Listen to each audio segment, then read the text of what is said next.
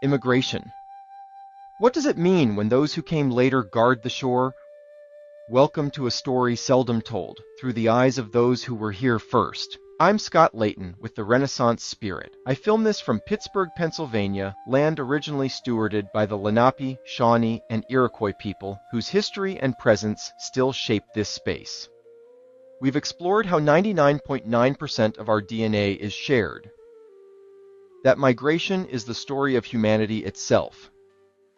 But today we ask, whose land are we migrating across? And who was already here? What does immigration sound like from the perspective of Native Americans, the original inhabitants of this land? It's not just a question of policy, it's a moral reckoning and a mirror for our time. Native peoples have lived here for millennia long before any border or statute. 10,000 years. Nations with languages, ceremonies, laws. They are not immigrants. They are the root system, the living memory and moral conscience of this continent. To speak of immigration without honoring that truth is a kind of erasure. Colonial immigration wasn't a new beginning. It was an invasion. The doctrine of discovery, Indian removal, boarding schools, reservations, all tools to dismantle cultures, sovereign nations, and connection to land. Immigration became colonization, and conquest was codified into law, maps, treaties, textbooks, and myths. Coming up, why today's anti-immigrant rhetoric is built on a lie. Now, the descendants of immigrants turn away new arrivals. The newcomer demands the stranger stay out. When we deny humanity to migrants, we deny our own. An Indian chief once said, "They call us savages, yet we are the people who live by the rules of nature." There's deep irony and deep injustice in who we call welcomed and who we call other. To tribes like the Tohono O'odham, the border is not a boundary. It's a wound, a scar on sacred land that still bleeds, dividing families, land, and culture daily. Many indigenous philosophies see humans, plants, animals, land as part of a sacred web not property to control. They teach that we belong on land, not to it. The Tohono O'odham Nation, whose ancestral lands stretch across what is now the Arizona-Mexico border, has lived with the trauma of separation long before the steel and concrete arrived. The border wall didn't just divide land, it divided families, graves, and spiritual lifeways. Some elders now live on one side, while their children and grandchildren remain on the other. Family gatherings require passports. Sacred pilgrimages that once moved freely through the desert are blocked by gates and surveillance. One tribal member lamented, "The border didn't divide us." The government did. What was once a living landscape of kinship and ceremony has become a militarized zone of checkpoints and heartbreak. And the harm doesn't stop with people.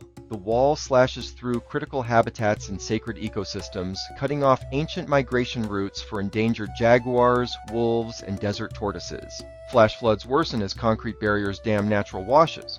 Saguaro cacti plants considered kin by the Tohono O'odham have been bulldozed without ceremony, further limiting their number under an unrelenting sun and human-made climate change. For the nation, the land isn't just scenery. It's a relative, part of a delicate spiritual ecology. To carve it up is to desecrate it. And in the name of security, we've built a wound that scars both human lives and the natural world that once held them together. Tribes often tell the world a truth that it doesn't wish to hear, but that doesn't diminish the truth of their message. Over 570 federally recognized tribal nations still exist, like the Diné, Navajo, Haudenosaunee, Lakota, and Kumeyaay. Not past tense, not vanished. Still here, still sovereign. Silver linings, though rare, do appear. More Native voices are standing with immigrant justice movements because the fight for sovereignty and for dignity are two sides of the same moral coin. From Standing Rock to sanctuary cities, alliances are forming, and that is a spark we must fan into a flame. Reimagining immigration means reconnecting with the land's original story. It means reframing borders not as fences, but as opportunities for care, respect, stewardship. It means remembering the golden rule. Treat others as you wish to be treated. That is the path to justice, not just for migrants, but for all who came after the first to call this place home. This is the Renaissance Spirit. We've explored how democracy falters, how propaganda divides, how wealth distorts. Today we added another layer, the story of whose land this is and who gets to belong. In our series Democracy in Crisis, we've walked with those at the edge: teachers, vets, immigrants. Today we've deepened that frame, recognizing that belonging always starts with those here first. Immigration isn't just a policy issue, it's a mirror of our humanity. When we say America, we must mean all people who call this land their story. Let me know. What did this perspective bring up for you? Drop a comment. Subscribe for more conversations that merge history, ethics, and human dignity. And if you're ready, take our Renaissance quiz. See if the spirit of balance, reason, empathy is in you.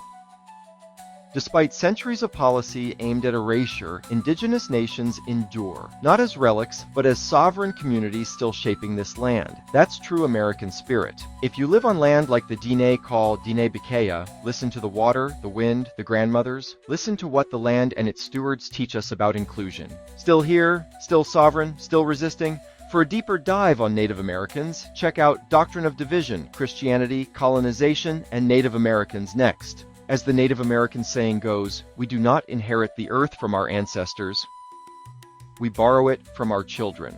Let us leave them a land and a history worth saving for their children. Because rebuilding America begins by honoring its first chapter and remembering its first truth and choosing to write the next chapter together with humility, justice, and memory.